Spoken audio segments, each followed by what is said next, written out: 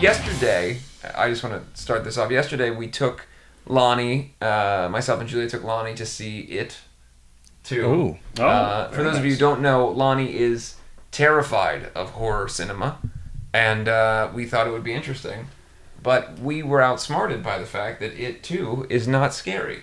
Oh, is it a silly movie? It's like a trumped up Harry Potter. It's very fantastical. It's very fantastical. The monsters are very silly but cool. It's very cool. I enjoyed the movie a lot, but it is not particularly scary. No. Yeah, it's really fictitious. It's the kind of movie where none of the stuff could really happen to you. You say a fictitious movie? Yeah. I think that's fair. All of them are very fictional. Some of them are more realistic. And I saw the first one. It was very cartoonish, and the morphing and the changing, all that stuff. I think part of the scariness of the old one is that maybe it's not a magical guy, and it's just some hardcore creepster that's really creepy. Yeah. Well, I will say that this one felt a lot more like the original in that it was 100 hours long, and they clearly tried to make it more like the original. Obviously, the original is more focused on them as adults. Yeah. But I enjoyed it. It felt like watching the first movie done again with adults playing the characters. Yeah, good acting throughout. A lot of retreading going on. There's one line that... sorry, 1,000 apologies. There's one line in the movie that Lonny brought up last night that the three of us were talking about quite a bit, which is the Bill Hader character says, "I don't write my own stand-up." Yes. Something along those lines. Because he's a stand-up comedian in the movie. And then there's never any reason or payoff for that. That's like his dark secret that's uncovered. But he continues to be the funny character. Yes. For the rest of the movie. So why does he write gets his own jokes? lines? He gets jokes. He just doesn't write his own. He goes, own. I don't write my own material. And the other guy goes, I know it. And Lonny said he feels like that was an in-joke for the writer of the film. Targeting it at a known comedian, like under the radar. Ooh. Yeah. So... It's possible. It was okay, but I can't help but think the movie might have been better if I had my Eagle blanket. Oh, yeah. Well, before the movie started... Unprepared. Before the movie started, Lonny leaned over and asked me, if I get scared, is it okay if I lean into you? Yeah. Well, I do get scared very easily. Like, if I watch CSI Miami or something, I can't sleep. Criminal Minds, Numbers, all those shows, I can't even watch them. You get scared of, like, CBS procedurals? Yeah. You know they're going to wrap it up in, 20 minutes. Yeah. Serial killers and stuff. The 20 minutes are over, it stays with me for and life. Lonny's just shaking, teeth rattling. Yeah. So You would be frightened by the Unsolved Mysteries theme song from the 90s. Okay. That theme song is very horrifying. Well, to be fair, anytime I walk into a room and Lonny's in there, he is frightened.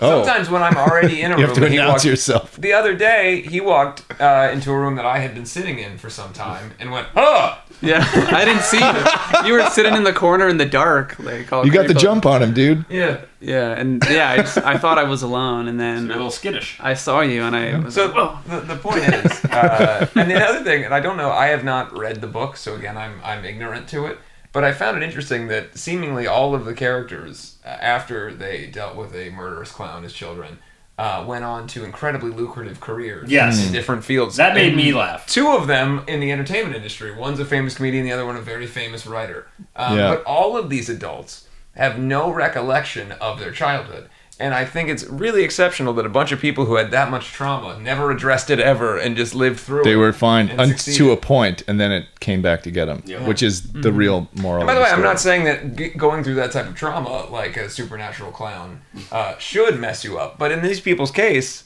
just nothing. They're just lucky they had other people that can relate. Why was the writer's wife in the film and then dogging him about the film while they are filming it, a movie that does not have an ending? Right. It's very confusing. And then he kisses the girl, and there's no fallout from that. No. Just goes back to his normal life, and then she ends up with the other guy, the Winter Embers. The fat skinny guy. This is just so many spoilers right now. I don't even. I feel like it's not. If you've seen the first movie, you've seen the second movie. There nothing new happens. Well, these plot points why'd are they do completely. These are completely irrelevant plot points. Why are they? Really Why'd just they a make it series then? of tense moments. So many irrelevant plot It is. Yeah. Lonny had never seen the first movie. And he has now seen the first movie because it is nearly a shot-for-shot remake of the first movie, but with them as adults. Because half of it is flashbacks to the first movie. movie. Well, then certainly the first movie is all... It's them as adults flashing back to when they were kids. And then the first new It focused exclusively on them as kids. Right. And now this new one is them as adults redoing almost every scene. The very first one. The original. Yes. Which is how the original one was. That's why I said it was more like the original. Yeah. Oh, but why'd they do it? Yeah, I don't know. Money! Yeah. Oh, and then of course. Look, spoiler alert, if you haven't seen it, feel free to scrub ahead a few minutes. The way that they defeat it is... Very silly. It's both silly and do they just like have to believe in something? No, they just have to bully him. They just start calling it names. Yeah, they make him small. So the that has an effect on is him? if you bully someone, you can ruin them. Yeah. So you gotta bully the bully. Yeah. Literally just call it names. And then he shrinks into a baby, and it's fucking hilarious because he's a little baby clown. Clown. And then they take his heart out. Yeah. Oh. Yeah. And then he just disappears. He, dissolves. All right, welcome back. If They're reinforcing all the best aspects of modern society. If you've scrubbed ahead, we are done with the spoilers. But yeah, there's a lot of holes in it. And the weirdest thing is I still didn't hate it. No, it was well done. I had a good time. It didn't need to be as long as it was. God, no. No, definitely not.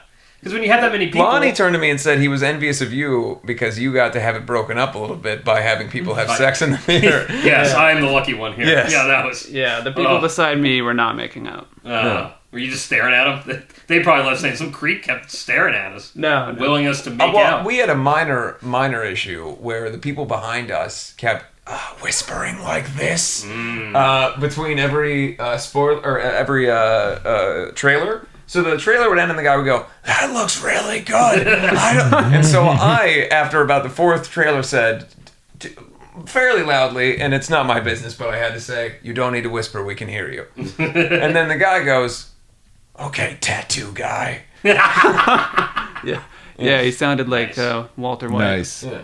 I was like, tattoo he got guy. you there. He got you there. Well, Yeah. I was tattoo He didn't dig very deep for that one. To be Kept the fair, surface I level. did have the most tattoos of anyone in the theater.